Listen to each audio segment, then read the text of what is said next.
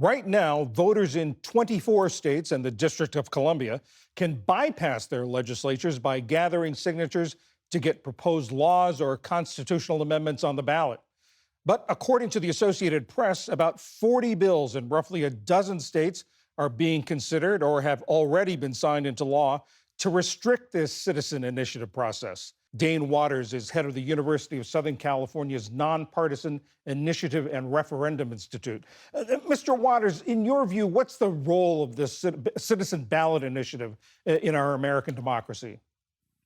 Well, it's a check and balance on representative government. It's not a replacement for it. And this is what a lot of people don't understand is that they think that when we have direct democracy or in the states where it does exist, that somehow it's trying to circumvent or bypass normal representative government. But it's not. It's always been designed to be a check and balance and a safety valve for the people to use when the legislature, for whatever reason, is unwilling or unable to do things that the people want.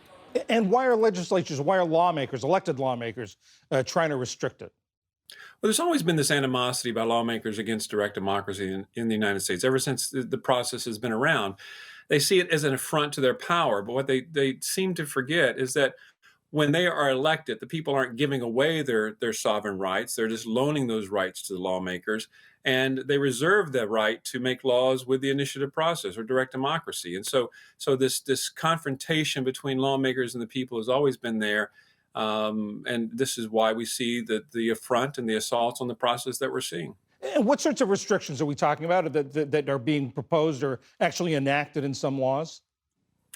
Well, everything from shortening the circulation period, the amount of time you have to collect signatures, putting in place distribution requirements, saying that you have to from every congressional district or state legislative district, limiting who can collect signatures, saying that they can only be registered voters or that must be living inside the state, limiting the amount of money that can be in the process. You name, the size of the font, pretty much any restriction that you can think of. The state legislatures have been pretty creative, but the courts throughout time have struck down many of these restrictions as unconstitutional, which is why lawmakers are getting even more creative in the restrictions that they're placing on the process.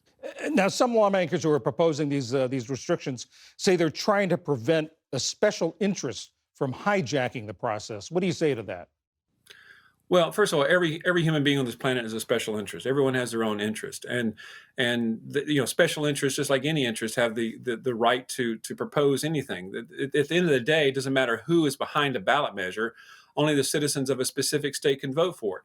But it's just like the state legislature. You have special interests, whether it's insurance companies, gambling organizations, or people who are pro LGBT rights or anti LGBT rights. They're always lobbying the state legislature. So it makes sense that the same interest would try to influence whether a ballot measure passes or not. We spoke to Kelly Hall, the executive director of the Fairness Project, which is a progressive group that's backed dozens of ballot initiatives across the country. Let's hear what she had to say. Instead of having a fair fight, a really public conversation about the issues where politicians or other citizens who disagree on an issue say, let's persuade each other, let's have a debate.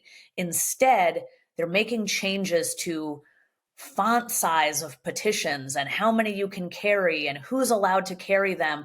And that's the way democracy dies. What's your reaction? Oh, I think she's 100% right. I mean, when state legislatures are trying to silence the people's ability to use direct democracy or be a check and balance on them, democracy will suffer. So she's spot on in what she's saying. You've advised ballot campaigns in about 20 countries around the world. How do attitudes about this compare with attitudes in the United States? Well, globally, the expansion of direct democracy is there. I mean, most lawmakers around the world seem to not have this animosity toward the citizens, and they're actually trying to expand the process. Even Ukraine, just before the war, they had just put in place a national initiative process there to deal with issues, and then the war took place, and so they haven't had the chance to use it.